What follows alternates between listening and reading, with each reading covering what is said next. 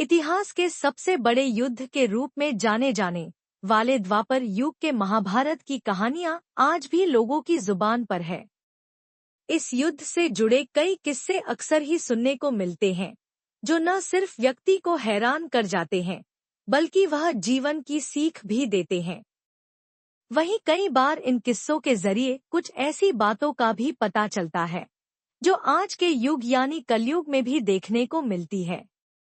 ऐसा ही एक किस्सा पांडव के ज्येष्ठ पुत्र यानी धर्मराज युधिष्ठिर से भी जुड़ा है, जिसे जानकर आप भी हैरान हो जाएंगे। आइए उसके बारे में जानते हैं। पौराणिक कथाओं के मुताबिक द्वापर युग में हुआ महाभारत का युद्ध 18 दिनों तक चला था और युद्ध के हर दिन कुछ न कुछ विशेष घटना घटित हुई थी, जो लोगों के लिए आज भी शिक्षा, संदेश और उपदेश की तरह है। वहीं इस युद्ध के अंत में धर्मराज युधिष्ठिर ने अपनी ही मां कुंती को एक भयंकर श्राप तक दे दिया था, जिसका परिणाम महिलाएं आज तक भुगत रही हैं। तो चलिए जानते हैं कि वह कौन सा श्राप था और युधिष्ठिर ने अपनी ही मां को क्यों दिया था। कथा के अनुसार जब कर्णा की मृत्यु के बाद माता कुंती कर्ण के शव को अपनी गोद में लेकर रो रही थी, तो पांडवों ने इसे देखा और कारण पूछा।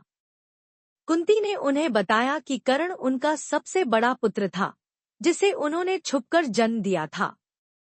वह यह रहस्य लंबे समय तक छुपाए रखी थी, क्योंकि कर्ण को द्रुपद के घर में छोड़ दिया गया था और वह नहीं चाहती थी कि यह तथ्य कभी सामने आए।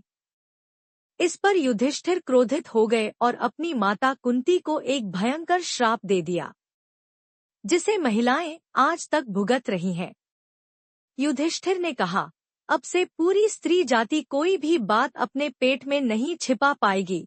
युधिष्ठिर का यह क्रोध इस बात से था कि माता कुंती ने इतने वर्षों तक कर्ण का रहस्य छुपाए रखा था, जबकि वह उनके वास्तविक पुत्र थे। इस श्राप के बाद माना जाता है कि महिलाओं के लिए यह मान्यता बन गई कि वे अपने दिल की बातें या विचार छिपा नहीं सकती और उनकी बातें अक्सर बाहर आ जाती हैं।